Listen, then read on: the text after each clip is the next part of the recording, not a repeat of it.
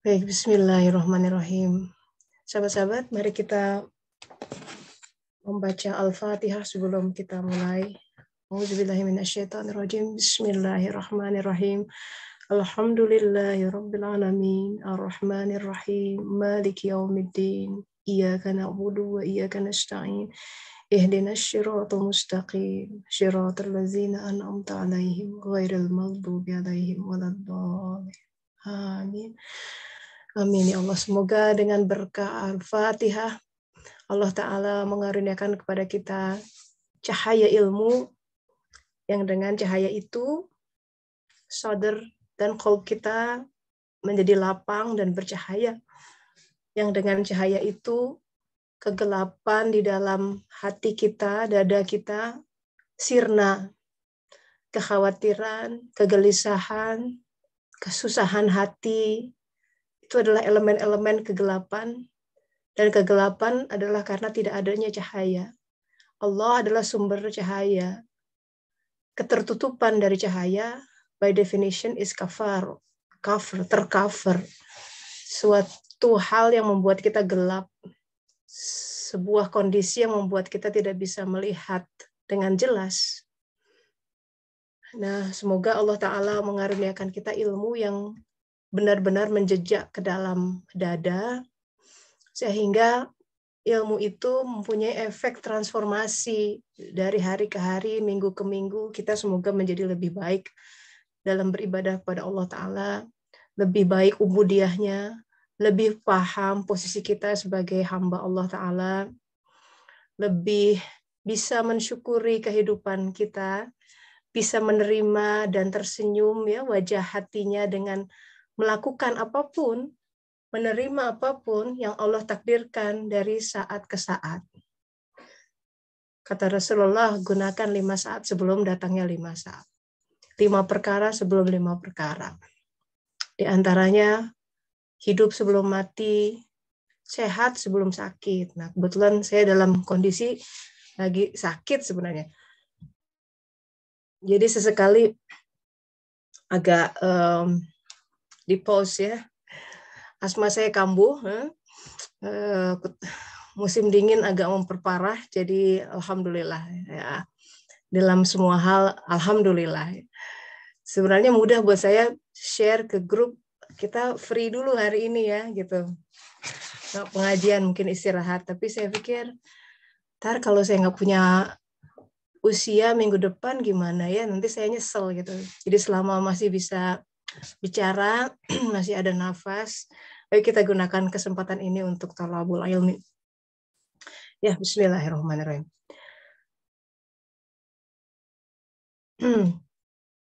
Sahabat-sahabat, hari ini kita mau jeda sejenak dari menelaah tentang kisah Musa alaihissalam, karena kita berada di tengah bulan Rajab, ya, salah satu bulan suci dalam Islam.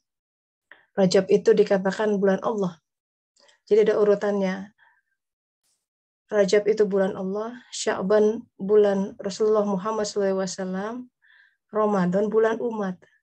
Itu suatu ketigaan yang berendeng dari Allah ke Rasulullah Muhammad SAW. Di Ramadan umat itu berpesta. Nanti diakhiri dengan Idul Fitri di situ. Semoga semua mencapai fitrahnya. Nah, timeline ini yang ingin kita renungkan. Mumpung kita masih ada di bulan Rajab, hadisnya banyak, keutamaan bulan Rajab. Silakan, mungkin ada yang tidak sepakat mengenai kesohihannya, tapi ya kita lihat big picture-nya saja ya.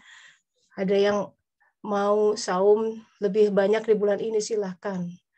Infak dan zakat di bulan ini diperbanyak, itu mendapatkan sebuah keutamaan.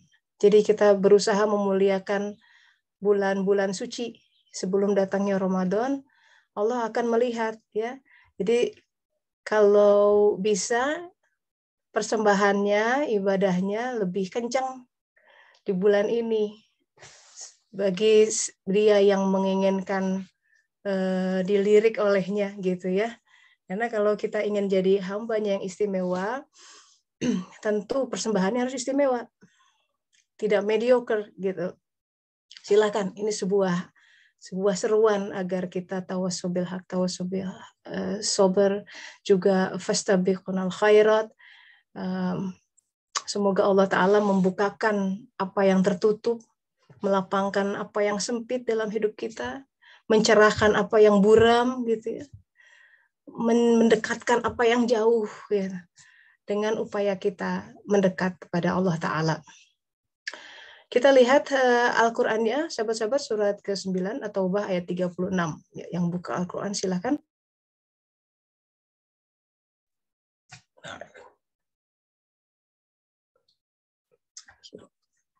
A'udzubillahi minasyaitonirrajim.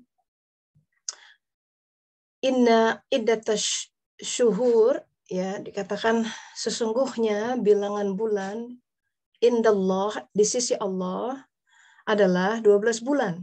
Itu adalah ketetapan Allah di Lauh Mahfuz. Sejak awal ditentukan 12 bulan. Pada waktu Dia menciptakan langit dan bumi. Di antaranya ada 4 bulan haram. Nah, jadi Al-Quran menetapkan memang di antaranya ada arba'atu hurum, 4 bulan haram. Dan dikatakan zalika dinul qayyim, itu adalah ketetapan agama, ad-din yang lurus. Maka janganlah engkau menzalimi dirimu di 4 bulan itu. Jadi ada seruan menzalimi, ya. Menzalimi itu dalam sebuah hadis dikatakan ketika Rasulullah mengatakan zalim, seorang sahabat mengatakan, ya, bagaimana kami bisa terlepas dari sifat zalim? Rasulullah kemudian memberi petunjuk adalah jangan sekutukan dia. Jangan musyrik kepada Allah Ta'ala. Jangan sekutukan Allah Ta'ala. Jadi kalau kita mau berbuat sesuatu, lillahi ta'ala aja.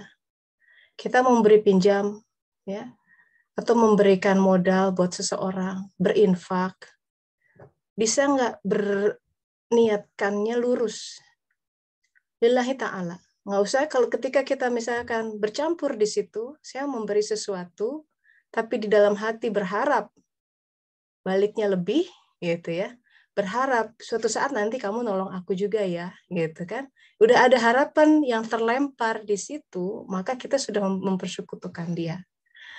Dan Allah itu maha pencemburu kalau ada amal-amal yang dikerjakan, ini untukmu ya Allah, juga untuknya. Kata Allah, ya untuk dia saja. Ini untukmu ya Allah, dan untuk negaraku, untuk negaramu saja. Ini saum, ini untukmu ya Allah, juga sekalian biar aku kurus dalam hati. Buat kurusmu aja, kata Allah. Ya, ini untukku ya Allah, buat anakku juga. Jadi susah memang, tidak mudah untuk mukhlisina lahuddin. Kalau kita boleh bercermin ya, boleh jujur.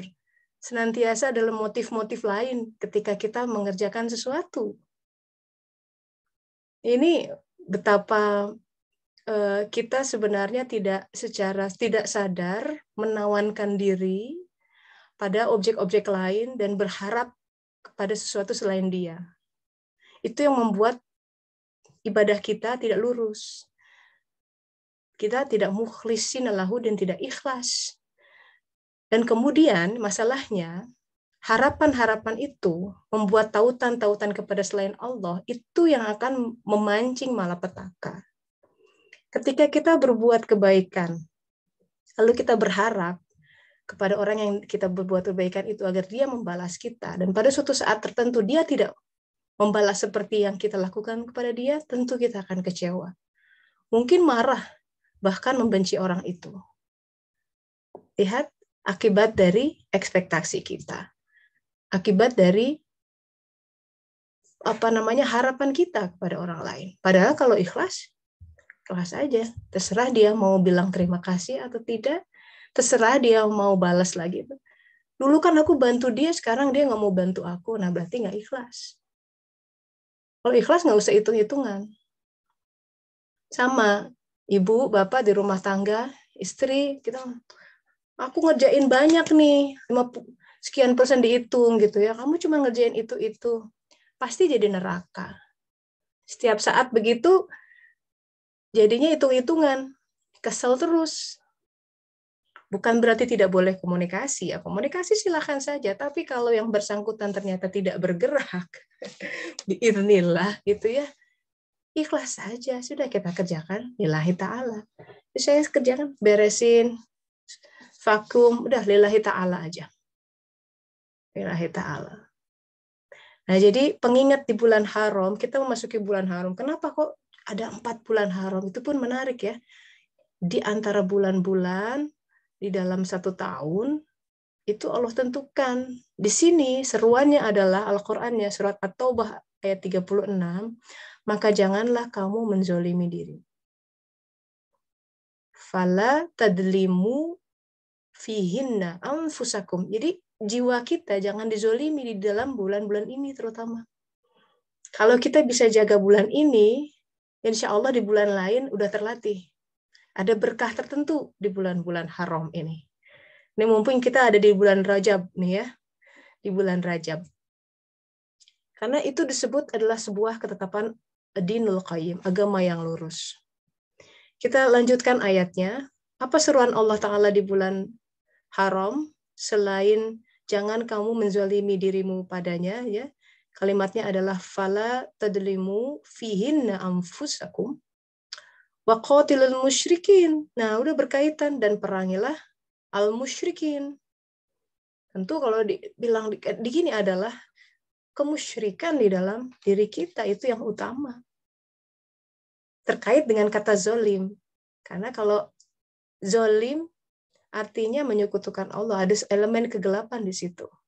Segala sesuatu selain Allah adalah kegelapan. Karena dia Allah nurus samawati wal ard. Dia cahaya petala langit dan bumi. Kalau kemusyrikan ini kita seolah-olah sudah terlepas dari kemusyrikan hanya karena merasa tidak menyembah patung, gitu ya.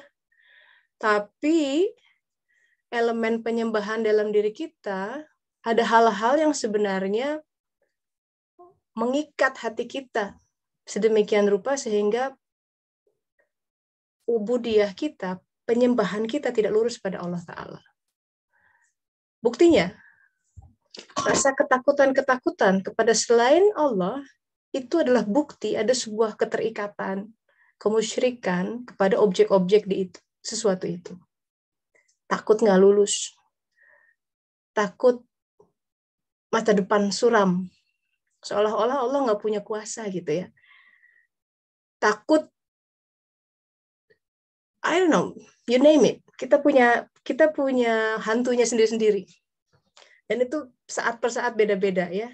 Waktu muda, umur 20 tahunan beda ketakutannya, 30 tahun beda, 40 tahunan beda, begitu anak-anak beda. Ketakutannya diliputi oleh objek-objek yang ada di sekitar kita. Begitu anak dibikin bertingkah, pusing kepala, gitu ya. Nah, kita harus introspeksi, jangan-jangan aku terlalu terikat dengan anakku. Misalkan kita mencurahkan siang dan malam perhatian cinta kita gitu, mesti ikhlas aja. Terus suatu saat dia seolah-olah berontak gitu ya, Allah izinkan dia berontak. Terus kita merasa down, merasa aku kok apa ya, I don't raise you to be like this gitu ya, seolah-olah kecewa gitu. Kecewa karena dia ingin anaknya tumbuh seperti apa yang di dalam imajinasi. Dan padahal kan kita nggak tahu. Nabi Nuh aja punya anak, kata Allah itu bukan keturunanmu gitu. Nabi Adam punya 2, ya Habil, Qabil. Itu adalah sebuah ayat ya. Karena dalam Al-Quran dikatakan jangan seorang ibu dibuat susah oleh anaknya, jangan juga seorang ayah dibuat susah oleh anaknya. Jadi kita mesti tahu batasan. Kita punya wajib berikhtiar, wajib mendidik, tapi outcome it's not ours to dictate. Itu bukan area kita untuk menentukan jadi apa dia.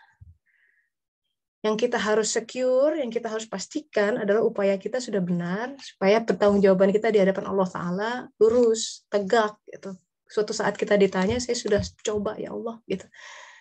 Tapi perkara tumbuhnya seperti apa, itu di luar kendali kita. Nah, jadi kita harus betul-betul di bulan suci ini mencermati adakah elemen-elemen kemusyrikan di dalam diri kita. Karena ini yang kemudian diseru. Al-Qur'annya ini ya, kita hari ini ingin membumikan dengan izin Allah Ta'ala surat At-Taubah ayat 36. Karena kita sedang ada di bulan haram. Apa itu bulan haram? Kita lihat dulu sekilas. Nah, this is the 4 sacred month in Islam, yaitu 3 bulan berurut. Yang menarik, 1 bulan lagi terpisah. Jadi kalau 12 bulan, ini kayak hitungan 12 jam dalam sehari itu ya. Dari mulai bulan baru Muharram, Safar, Rabiul Awal, Rabiul Tsani, Jumadil Ula, Jumadil Akhir, Rajab, kayak memasuki Maghrib itu masuk Rajab. Dari Rajab, nanti Sya'ban, bulan Rasulullah, nanti Ramadan, masuk Syawal. 3 itu, Sya'ban, Ramadan, Syawal udah penuh sebenarnya dengan semua aktivitas. Rasulullah dikatakan tidak pernah sesering itu selain di bulan Ramadan adalah saum di bulan Sya'ban. Jadi sudah menunjukkan ada sebuah aktivitas yang spesial di sebenarnya di bulan Rajab, Sya'ban, Ramadan, Syawal. Kalau kita lihat ini kalau kita lihat ini sebagai clock ya, waktu di dalam sehari semalam, kalau ini dilihat sebagai 12 jam, itu seolah memasuki maghrib sampai tengah malam itu full ibadahnya. Digas gitu. Kalau siang hari kan mencari nafkah gitu ya. Malam itu digas. Jadi Rajab, Sya'ban, Ramadan, Syawal. Kemudian selepas Syawal itu masuk bulan haram, dikawal Zulqa'dah, Zulhijjah, Muharram. Yang menarik, Rajab ini satu terlepas dari bulan lain. Ini sudah menunjukkan sebuah, dari namanya saja, memang Rajab itu terkait dengan sebuah singularitas gitu. Rajab sebagai bulan yang singular itu dikatanya. Karena disebutnya adalah Rajab al-Fard. Fard itu singular. Melukiskan tentang Allah gitu, al-Fard. Karena Rajab adalah bulan Allah. Jadi ada kemiripan antara Allah dan Rajab, salah satunya dalam sifat singularitas atau fardiyah. Karena dia ini terkait dengan seruannya di sini. Rajab ya, aku tidak mau disekutukan. I am one, I'm the only one. Satu-satunya yang disembah, satu-satunya kecintaan nomor 1. Gitu. La ilaha illallah. Itu tertuang dalam syahadat kita. Muhammad Rasulullah adalah sebuah pengejawantahan dari itu. Jadi ini memasuki bulan haram. Kita kembali ke surat Taubah, At-Taubah ayat 36. Dikatakan, jadi seruannya adalah, itulah dinul qayyim. Ini adalah ad-din yang lurus. Jangan kamu menzalimi dirimu di situ. Perangi kemusyrikan.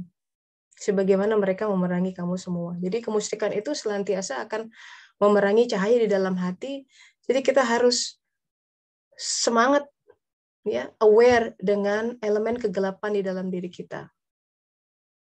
Ini semua kemudian akan membangun takwa karena ditutup dengan Anallaha ma'al muttaqin. Allah sesungguhnya bersama orang-orang yang bertakwa. Ingat seruan untuk saum di bulan Ramadan, surat Al-Baqarah, yang di Indonesia zaman dulu tuh setiap azan, mau azan maghrib, sampai hafal itu ya, auzubillahi minasyaitonirrajim, ya ayyuhalladzina amanu kutiba alaikumusiyam kama kutiba alal ladzina min qablikum la'allakum tattaqun gitu. Jadi seruan saum di bulan Ramadan itu pertama adalah seruan bagi orang yang beriman. Ujung-ujungnya adalah supaya takwa. Kalau kita bercermin ke surat ini, ketakwaan itu tidak akan mungkin terbangun tanpa kita mengeliminasi, mengenyahkan elemen-elemen kezoliman, kemusyrikan di dalam diri kita. Nah, jadi renungan hari ini, ya, mumpung kita masih ada di bulan Rajab, pertama ayo banyakin ibadahnya. Yang punya rezeki lebih, infaklah lebih. Ya. Yang punya tenaga lebih, saum lebih. Saum sunnah. Yang punya energi lebih lagi, silakan tambah sholat rawatib. Ya. Silakan jangan lupa sholat tahajudnya. Gitu. Silakan lakukan apapun. Coba lihat-lihat ibadah sunnah apa yang dilakukan oleh Rasulullah yang kira-kira kita sebelumnya tidak terbiasa melakukannya, tapi tambah nih di bulan ini dimulai. Gitu. Sebenarnya untuk mencapai kesuksesan di bulan Ramadan, itu persiapannya harus dari bulan Syawal sebelumnya. Tapi baiklah kita sudah mendekati bulan Ramadan nih, bagaimanapun juga, kan ujung-ujungnya pengen merayakan Idul Fitri sebenarnya. Ya kan? Idul Fitri itu apa? Orang kembali menuju fitrah. Apa itu fitrah? Nah, itu kan mesti kita pahami juga di situ. Fitrah itu adalah sesuatu apa namanya? Mbak Diah belum di-unmute. Mute, ya. Oke, thank you. Fitrah itu adalah sebuah titik kebahagiaan setiap orang. Kalau manusia hidup dengan fitrahnya, di situ dia hidup dalam kebahagiaan yang sejati, yang tidak tergantung oleh sebuah kepemilikan, kondisi, dan lain-lainnya. Dia sudah tenang berada di titik itu. Selama orang belum ada di fitrahnya, pasti shaky, ya, gampang ditiup oleh isu ini itu, orang lain begitu pengen gitu ya, karena dia belum menjejak. Kalau dia sudah di fitrah, dia sudah tahu, no, this is for me, enough gitu, I am enough, I have enough. Itu dia mantep tuh. Salah satu membaca fitrah adalah kita mulai dari membaca apa namanya fisik kita, jasad kita. Kita dilahirkan laki atau perempuan, itu sudah harus dibaca tuh. Karena beda peran dan fungsi laki dan perempuan, bagaimanapun. Setelan jasadnya pun berbeda, takdirnya akan berbeda. Perempuan mengandung, melahirkan, ya kan? Ada seperti itunya. Laki-laki tidak, gitu. Berbeda. Nah, itu harus dibaca. Juga setelan orang tua kita, pengasuh-pengasuh kita, itu membuat influence di dalam diri kita. Baca itu semua. Ini menjelang Ramadan supaya kita dapat Lailatul Qadar. Ya. Lailatul Qadar itu dalam arti kita makin bisa mengenal kadar diri.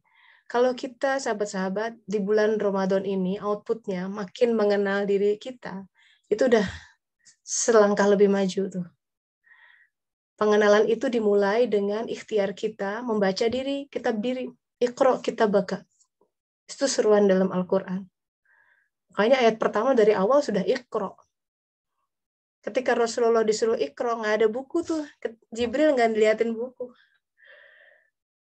Coba baca di hadis Bukhari. Iqra, kata Jibril. Jibril nggak bawa. Ini baca bukunya Iqra. Rasulullah nggak bisa baca. Iqra, tapi kemudian didekap. Jadi yang dibaca apa? Dirinya. Gitu. Wajib untuk kita bisa membaca diri, ya, kehidupan, merenung, gitu. Posisi saya ada di mana? Supaya kita tidak dimakan oleh keinginan yang tidak habis-habisnya setiap hari, ya, dengan adanya sosial media selalu ada influence marketing, ingin ini, ingin itu.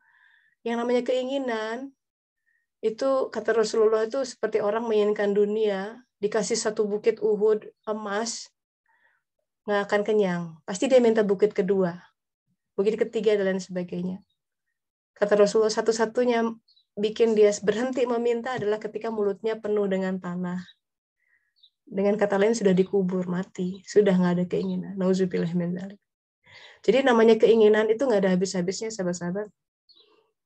Sudah punya motor, pengen mobil.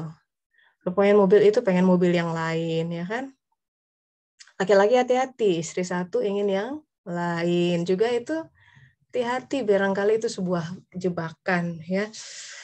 Kalau bukan hak, jangan diambil. Ya. Poligami itu ada dalam Islam, tapi harus dengan hak, dengan petunjuk yang benar. Jadi hati-hati dengan keinginan, bahkan nabi-nabi pun begitu ada keinginan, setan akan masuk di situ. Nah, ini adalah untuk introspeksi buat kita. Sekali lagi di bulan Rajab ini, di bulan yang mulia, mari kita introspeksi sejenak gitu ya, untuk melihat diri, ini posisi aku udah di mana? Sudah secure enggak? Gambarannya begini, kalau nanti malam meninggal, sudah siap belum? Sudah siap belum menjawab pertanyaan malaikat, man robbuka? Siapa Robmu? Siapa yang memberi kamu rezeki gitu kan? Kan kalau kita selalu terbiasa dikasih rezeki dari gaji gitu ya, seolah-olah Allah tidak berkuasa ketika nggak punya kerjaan gitu. Seolah-olah anak kita binasa pasti kalau misalkan suami dipecat gitu kan dari pekerjaan. Kayaknya Allah tidak punya cara lain memberi makan anak-anak kita gitu kan. Itu berarti kita sudah terhijab dan sudah memusyrikkan menganggap ada kekuatan lain di samping Allah Ta'ala. Ketika kita terbiasa dengan itu, maka mungkin jawabannya man robbuka, siapa yang kasih kamu rezeki? Bosku gitu jawabannya. Jeder langsung kan, imajinasi kita akan tentang alam barzah itu harus menjadi hal yang mewarnai kehidupan kita, karena dengan rasa takut itu membuat kita menjadi terkontrol. Di dalam hadis sahih dikatakan begini, sahabat-sahabat, penghuni alam barzah itu setiap pagi dan sore akan diperlihatkan keadaan alam berikutnya yang akan mereka jelang. Kalau dia calon penghuni surga, kelihatan. Penghuni neraka, udah kelihatan. Begitu ditampakkan surga, tenang, wangi. Begitu ditampakkan neraka, wah bau busuknya, hawa panasnya, udah ketakutan. Gemertok. Artinya, sebenarnya alam barzah kita sudah merupakan surga atau neraka pendahuluan. Dan bumi kita membangunnya sejak di sini. Bumi kita adalah barzah pendahuluan. Kita mau seperti apa di alam berikutnya? It's up to us. Mau leye-leye sini, di sana repot. Oleh karenanya Rasulullah sudah jelas, kaum muslim itu karakteristiknya di dunia ini repot. Tapi di sananya asik gitu, di sananya aman. Itu yang maksudnya di trading ya, dalam arti begini. Supaya kita punya sebuah karakter yang kuat, pejuang gitu dalam kehidupan. Jangan cengeng menghadapi hidup itu. Takdir Allah itu kita hadapi dengan tegak ya, dengan kesatria, dengan senyuman, sepahit apapun itu, terutama takdir yang berat ya. Aduh, sakit gitu ya. Aduh, sakit hati gitu. Aduh, kecewa gitu. Telan. Bagian dari menjadi dewasa dalam bersuluk adalah kita harus belajar menelan pil pahit dalam kehidupan and be okay with it. Dan dengan sebuah kesadaran bahwa itu adalah sesuatu yang bisa menyehatkan jiwa kita. Dengan kesadaran bahwa kita tengah sakit, maka butuh obat. Kenapa sakit? Banyak banget elemen kezaliman, kegelapan di dalam diri kita. Itu yang membuat kita terhijab dari kebahagiaan kita. Itu yang membuat kita bingung terus dalam kehidupan. Itu yang membuat kita kok kadang-kadang lesu gitu ya. Kadang-kadang nggak ada inspirasi, kadang-kadang bosen, kadang-kadang nggak ada rasa gitu ya, nggak ada ruh, nggak ada motivasi, nggak ada inspirasi. Itu adalah konsekuensi dari kegelapan-kegelapan yang menyelimuti di dalam aspek-aspek tertentu dalam khalq. Nah, itu jadi introspeksi buat kita.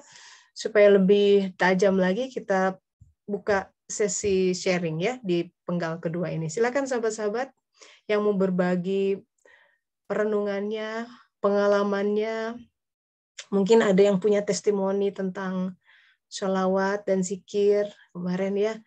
Bu Eli ada nggak di sini kemarin? Masya Allah, Bu Eli berbagi tuh.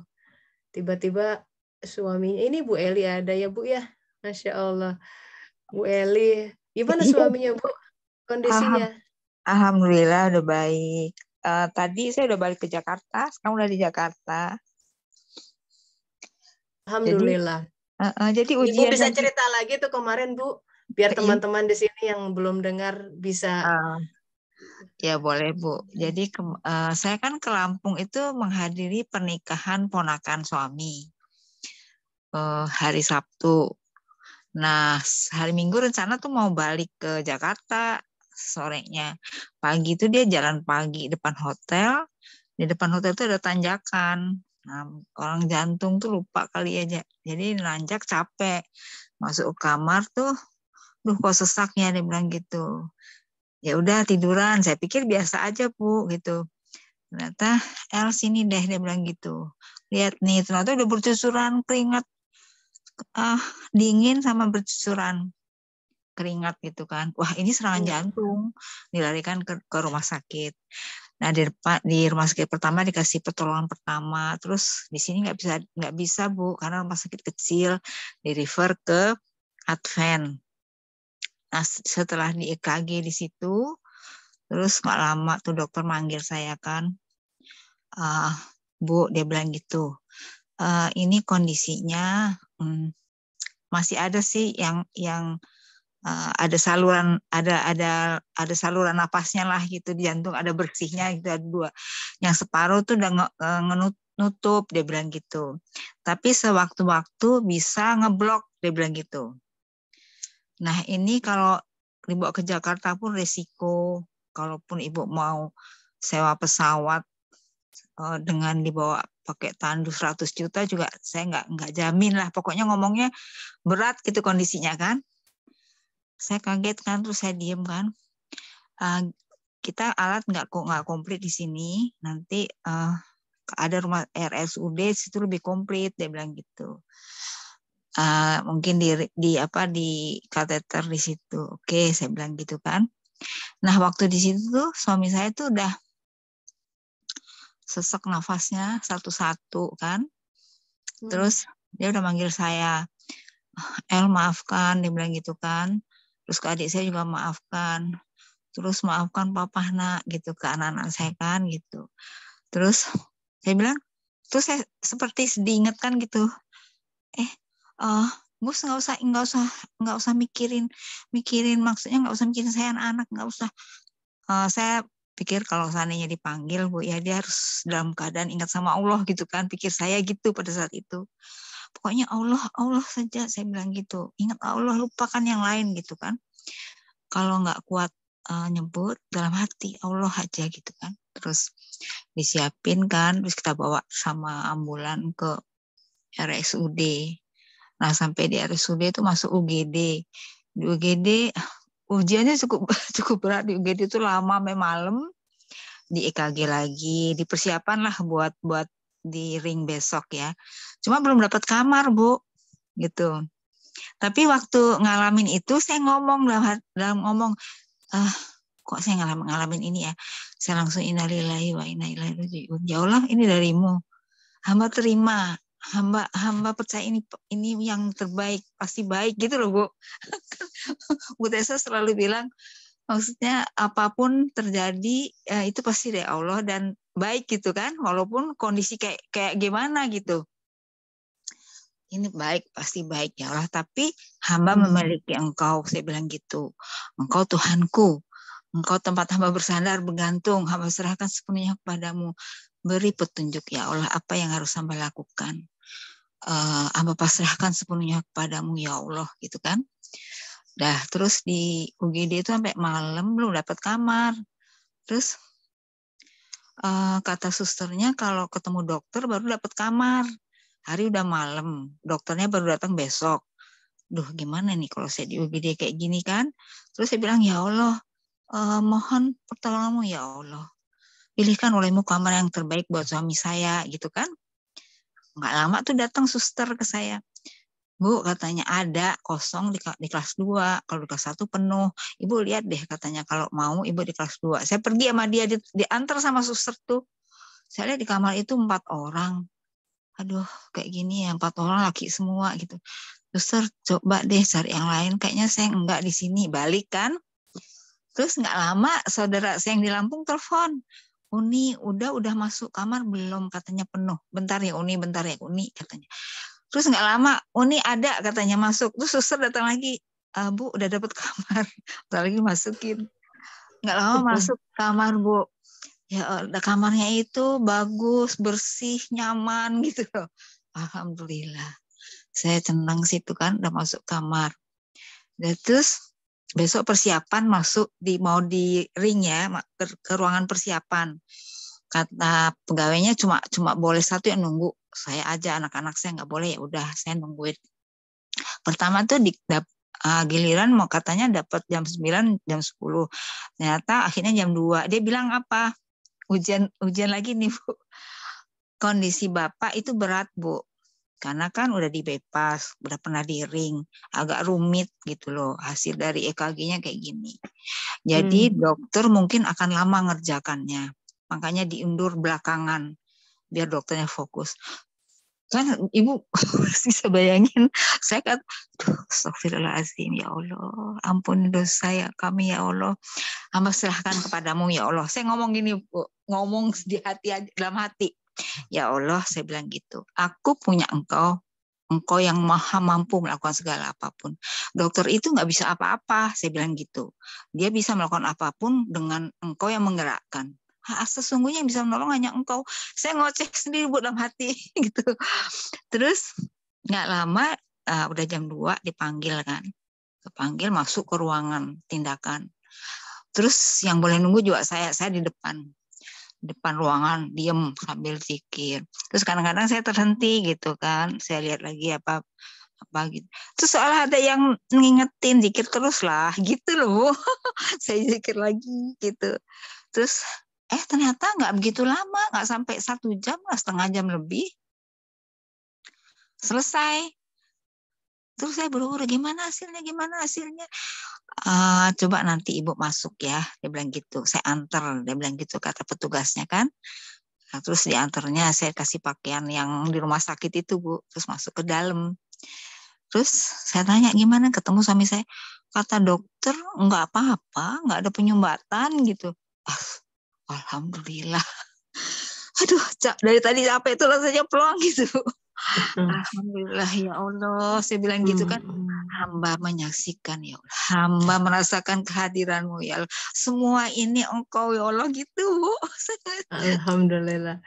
Ya, alhamdulillah. Jadi ini sebuah kesaksian yang menghangatkan hati ya. Bagaimana seorang ibu, Bu Eli itu ya, kejadian ini Bu, kita beriman sudah ada di Lauh Mahfuznya. Ada ketetapan ini. Jadi apa yang akan kita hadapi Allah sudah tuliskan. Tapi bagaimana respon kita, it's up to us.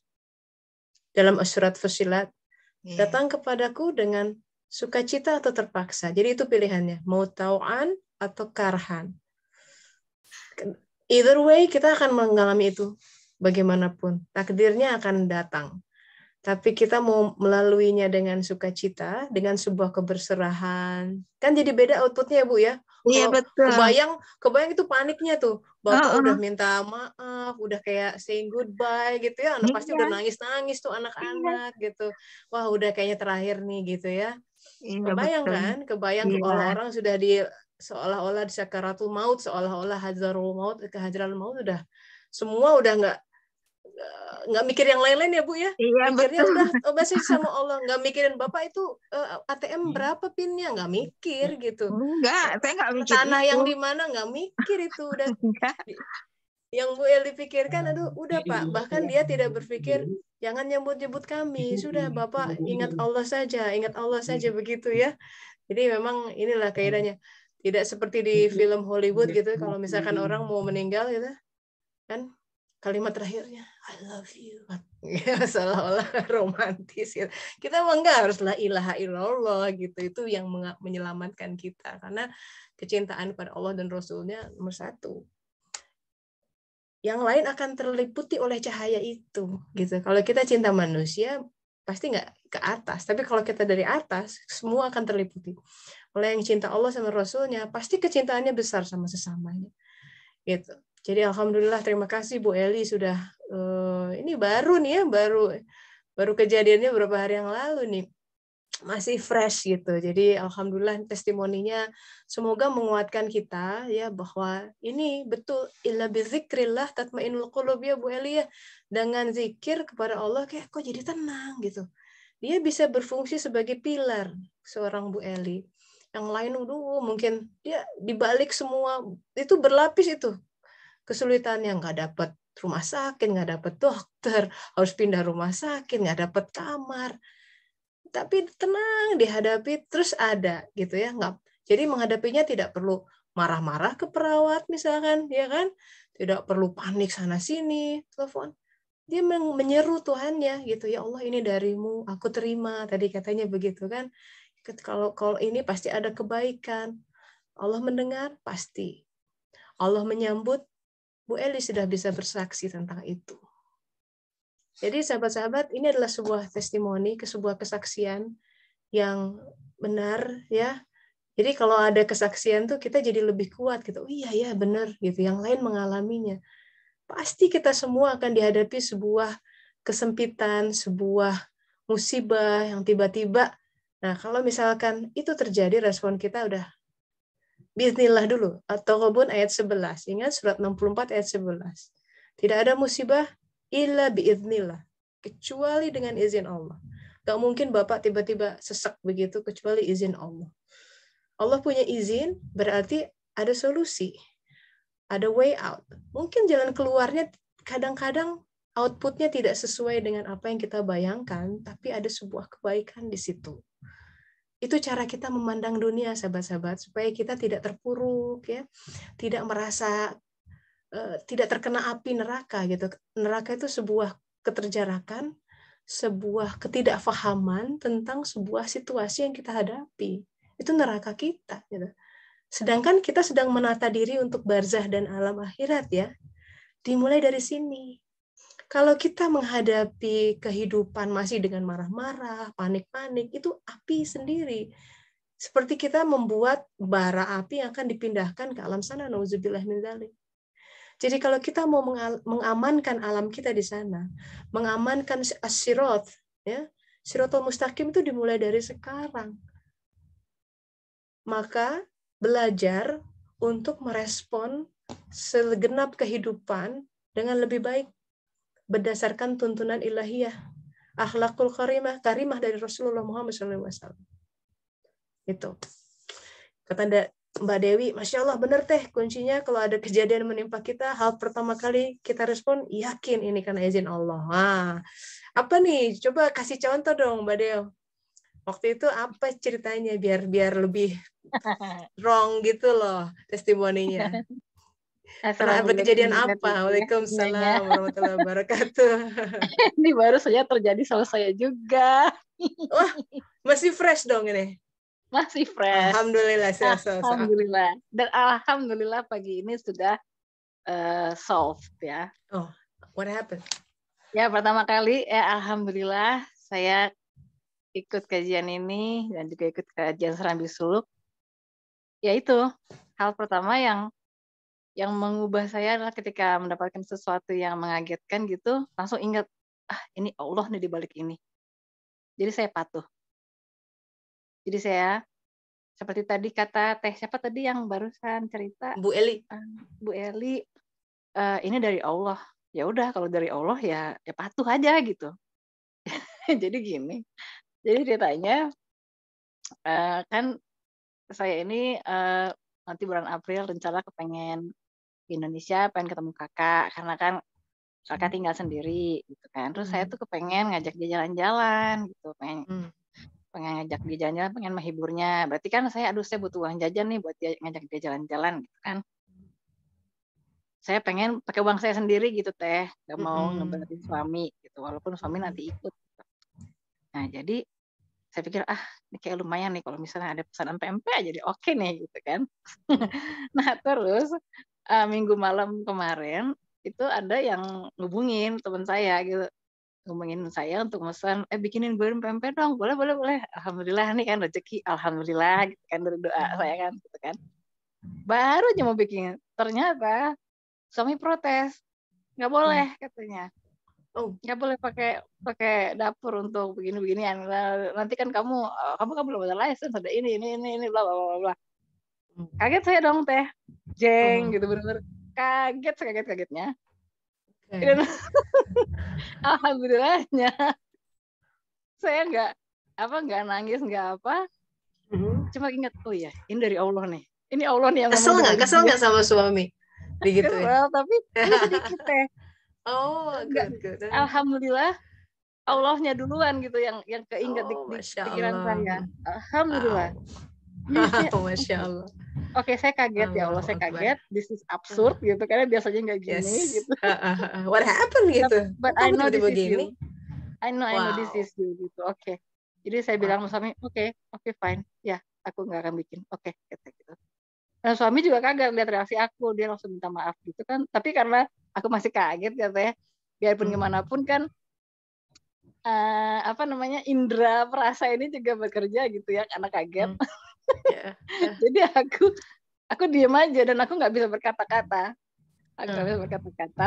Dan suami nawarin makan, nawarin minum, aku nggak jawab gitu kan, karena nggak bisa ngomong aja gitu, males gitu. Sampai akhirnya aku ingat, aduh aku nggak boleh marah lebih dari 3 hari sama dia kan. Aku teringat hadis itu. Jadi yang aku lakukan adalah ya aku sholat dan aku zikir. Aku nggak tahu berapa lama aku zikir teh. Zikir sebanyak-banyaknya. Dan aku baru kali itu merasakan zikir yang panjang, nggak pakai dihitung, nggak pakai tasbih, nggak pakai menghitung tangan. It just happen. Aku biarkan mulutku ngomong terus sampai hati sampai reda gitu kan. Barulah akhirnya tadi pagi setelah suami berangkat, terus aku kirim email aja karena aku tahu dia udah sampai kan di kantor. Jadi aku kirim email, aku jelasin bla bla bla bla. Dengan panjang lebar, minta maaf dan sebagainya. Aku jelaskan bahwa aku cuma ingin menyenangkan kakakku gitu. Kamu tahu kan kakakku sendiri tidak menikah, tidak punya anak, dan aku tahu dia butuh dia stres sejak lama karena lama mengurus orang tua sampai meninggal kedua orang tua, dan aku ingin menghibur dia. Tapi karena kemarin kamu melarang aku, jadi aku nurut aja, ya udah nggak apa-apa gitu. Aku akan cari solusi lain. Nah langsung ternyata dia mengerti gitu, dia mengerti dan dia minta maaf juga. Dia bilang it's okay, aku tahu itu kita harus menghibur kakakmu gitu kan. Aku cuma khawatir kalau kamu nanti kenapa-kenapa, nanti nggak higienis dan sebagainya, bla bla bla gitu. Tapi I love you. Udah ya, aku mau rapat dulu, nanti kita sambung lagi. Intinya it's solved gitu ya. Komunikasi aku dengan dia sudah istilahnya solve gitu ya. Dan untungnya teh pelajarannya adalah aku jadi dapat supplier baru untuk PMP. Gitu ya, ada. Aku dapat langsung I will not give up gitu ya, pedagang nggak boleh menyerah.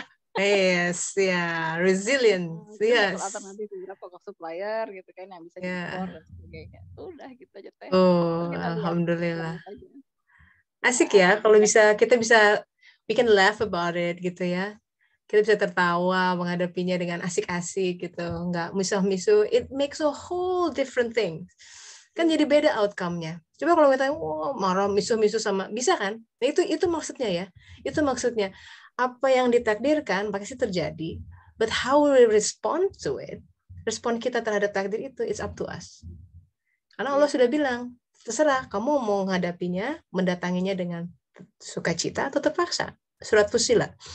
Tau'an atau karahan, itu ada di dalam diri manusia. Mau misah-misuh? Bisa.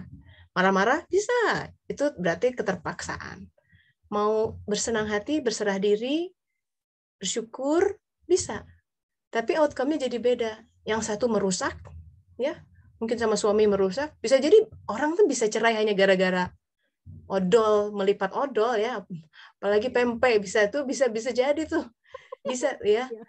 Bisa itu. Kan orang hanya karena small stuff, makanya disebut don't sweat small stuff gitu. Kadang itu hal-hal yang bisa bikin orang pecah gitu, bisa bikin perang ya, bisa bikin dua keluarga retak gitu ya, bertahun-tahun dendamnya. Sebenarnya it's unnecessary gitu, karena Allah senantiasa ingin nggak seperti itu cara menghadapi kehidupan. Ada hal lain. Nah biasanya ego, nah perlu diawasi gitu. Kalau misalkan alhamdulillah tuh berarti itu kok lebih gampang. Nah suluk ya. Suluk, karena kita kajian suluk itu kita melihat ada perkembangan di dalam jiwa kita. Dulu tuh aku kalau diginiin, keselnya minta ampun. Iya, Sekarang kok jadi tenang ya, berarti alhamdulillah tuh, bener. Ada cahaya Allah, semoga yang datang ya. Jadi makin kita belajar, itu tadi kita doanya, ya Allah, semoga belajar ini jadikan cahaya. Jangan belajar cuma nyampe di otak, tapi saya ingin ilmunya benar-benar cahaya, karena kita butuh cahaya di dalam dada kita yang bisa melapangkan solder, agar kita nggak emosian, agar kita nggak baperan gitu ya, agar kita easy to let go gitu, easy to forgive. Itu contoh orang yang soldernya sudah lapang.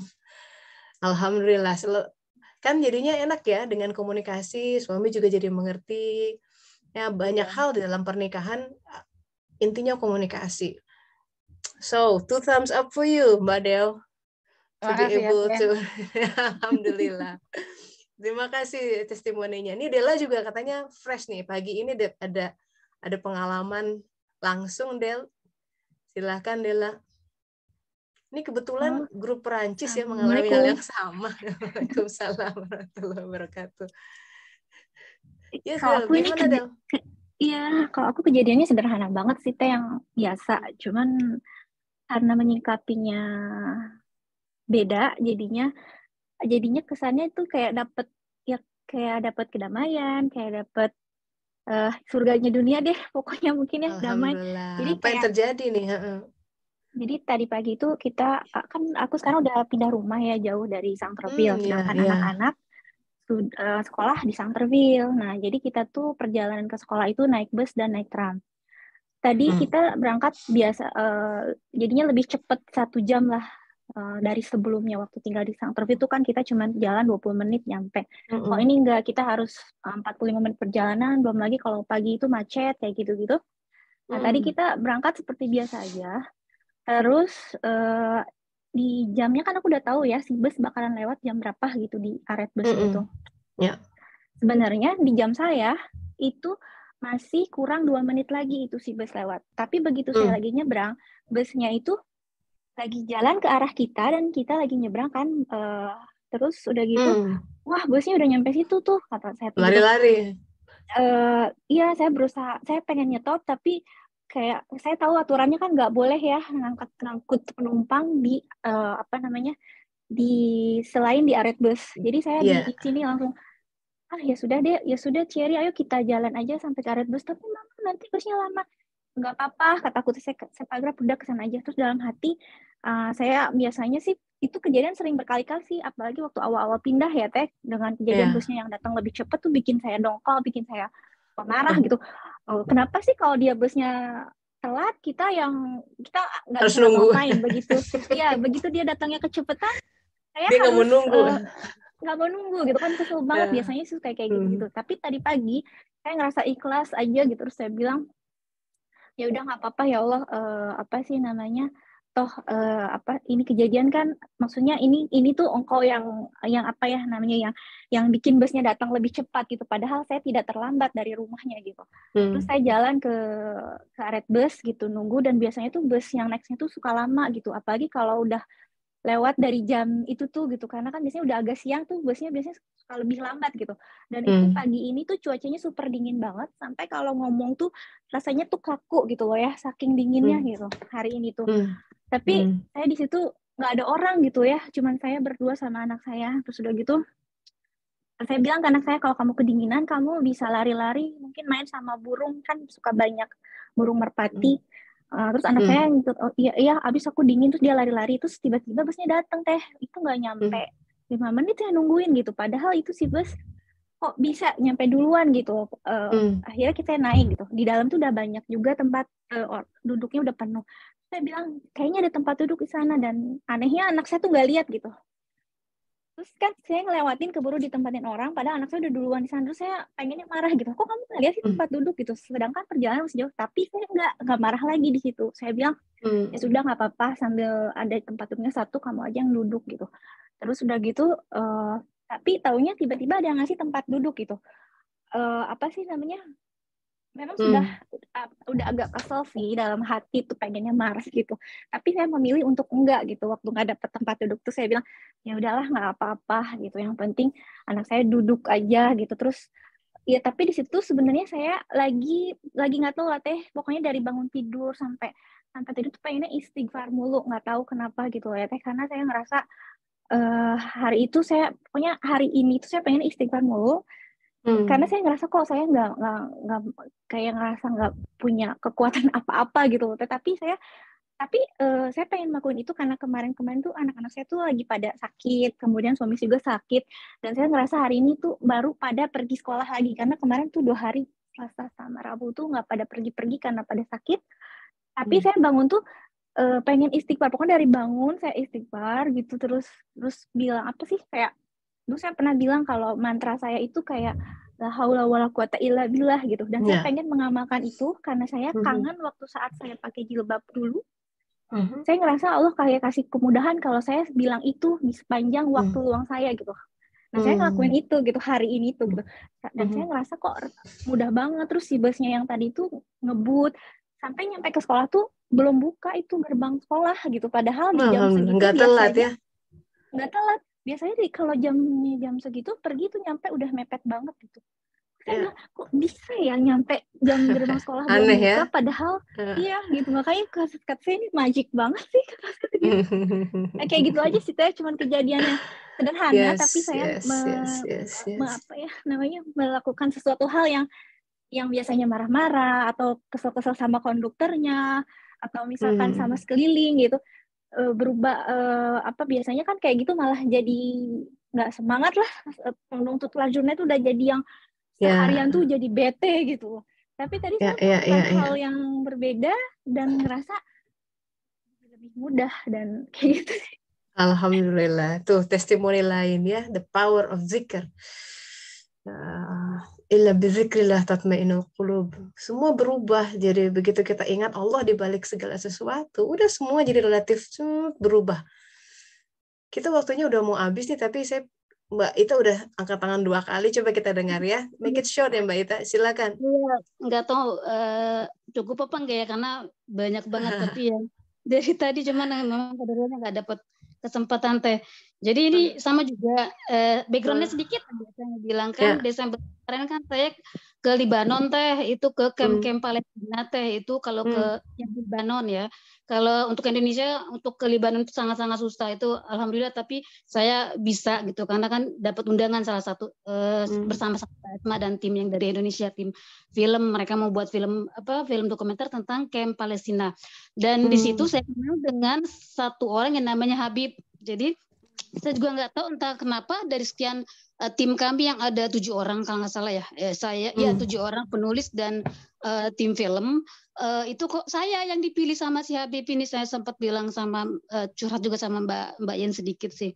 Nah itu kenapa saya yang dipilih gitu. Memang ini bersama dengan saya hebohnya saya ngurus kafe saya yang di Lampung yang Masya Allah pokoknya akhirnya ada keputusan. Nah, si Habib ini punya teman, Habib ini kan sukarelawan teh, dan dia punya teman sukarelawan juga yang punya bayi, punya keponakan bayi Palestina kan, punya keponakan yang baru lahir, dan itu dia kena, mungkin Tete saya tahu, kena spina bifida. Jadi baru lahir tuh udah langsung kena spina bifida yang punggungnya terbuka, yang saya udah searching pokoknya itu bisa hidup dan mati ya, walaupun hidup juga mungkin ada cacat apa entah lah ya. Cacat bawaan ya. Iya, jadi kan itu kan itu dia hari Jumat, itu hari Jumat sharing malam-malam ketika tim yang saya dari Lampung itu yang biasa itulah yang ngumpulin donasi ya kan udah pada tidur. Akhirnya saya saya nggak mikir apapun, saya nggak mikir flyer apa segala macam apapun. Jadi tapi saya sempat bilang begini, Pet, ini kenapa ya kok dihadirkan ke kita gitu. Patrick itu suami saya, Mbak. Jadi apa namanya? Jadi kita mikir, udah gitu kita mikir berat-berat, akhirnya saya emang jikir ya Teh ya, jikir apa salawat itu kan seperti yang Teh saranin, yang saya memang jikir salawat Nabi, tapi kayaknya saya pengen yang habis sholat saya hening dengan jikir itu kayak tarik nafas, ada seperti kayak meditasi tapi pakai salawat Nabi gitu kan. Tapi yang kedatangan tamu Allah ini, yang si Habib, berita dari Habib ini, saya kok kepikiran ke jikirnya ke surat Al-Insyirah Teh. Jadi jadi kan itu malam, jadi kan saya daripada nanti kan pasti saya tidur kan sama suami, akhirnya kita setel surat itu yang saya lihat di YouTube itu ada yang berjam-jam kan Teh. Jadi headset satu di saya, di suami, sambil minta kayak tolong diarahin ya Allah, kata saya ini kan karena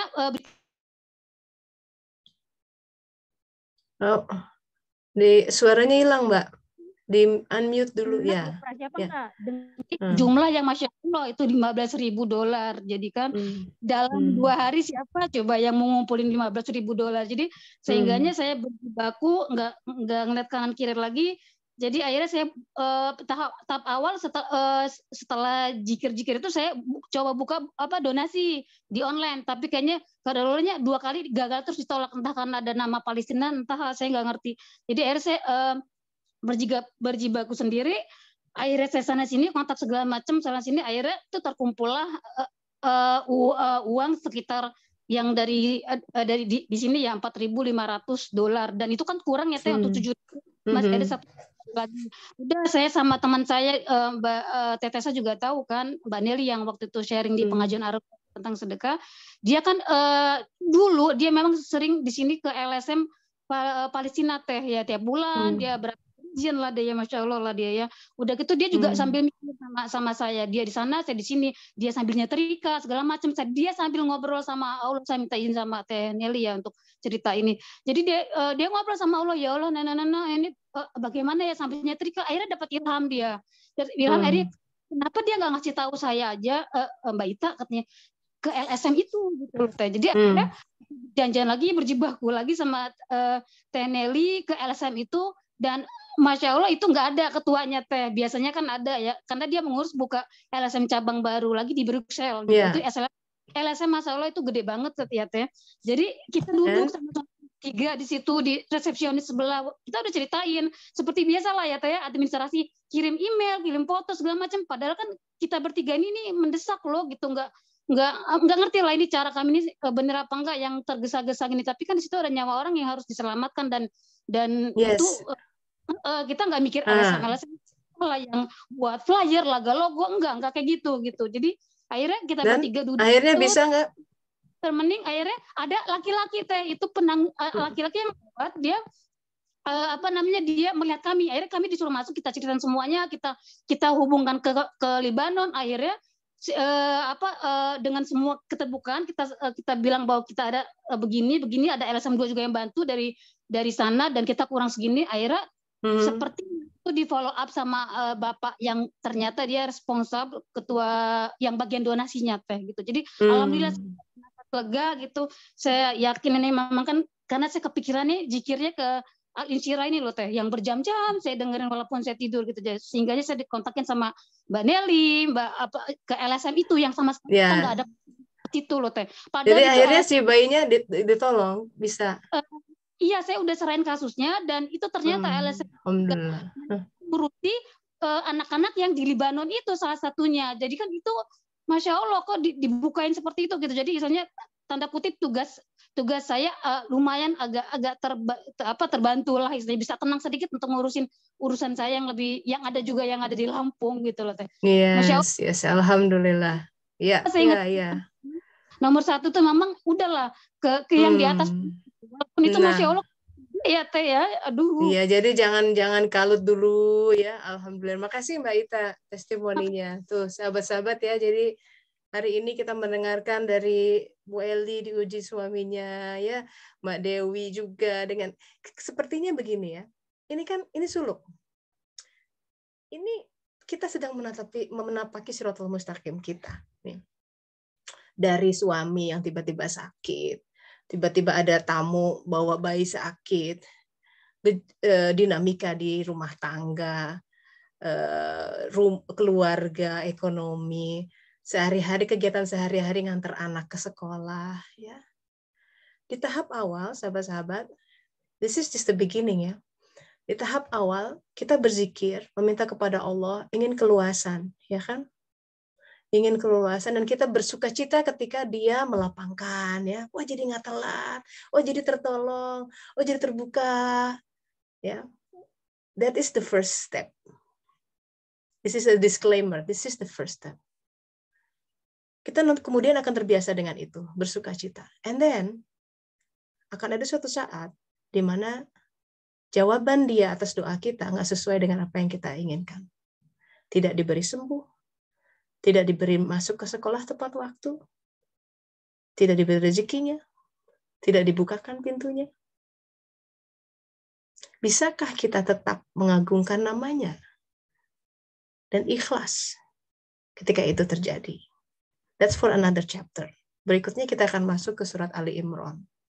Tentang orang-orang yang berzikir dalam keadaan berdiri, berbaring. In any situation, tetap berzikir. Ujung-ujungnya mereka akan bilang, ma khalaqta hadza batila. Bagaimana kaitannya dengan kisah Musa? Gimana, siapa itu orang-orang yang bisa tetap mengagungkan Allah di setiap keadaan? Apakah itu permintaannya terkabul atau tidak? It will come up next. Insya Allah minggu depan. Ya, alhamdulillah. Thank you everyone untuk partisipasinya. Semoga Allah Ta'ala mengganjar dengan sebuah kebaikan yang tak bertepi. Mari kita tutup dengan doa akhir majelis, ya. Subhanaka Allahumma wa bihamdika asyhadu an la ilaha illa anta astaghfiruka wa atubu ilaik. Alhamdulillahirabbil alamin. Mohon maaf jika ada kekurangan, semoga bermanfaat. Kita pamit dulu dan tutup. Assalamualaikum warahmatullahi wabarakatuh. Waalaikumsalam Ya, warahmatullahi terima kasih semua. Maaf lahir batin. Terima kasih Mbak Tessa.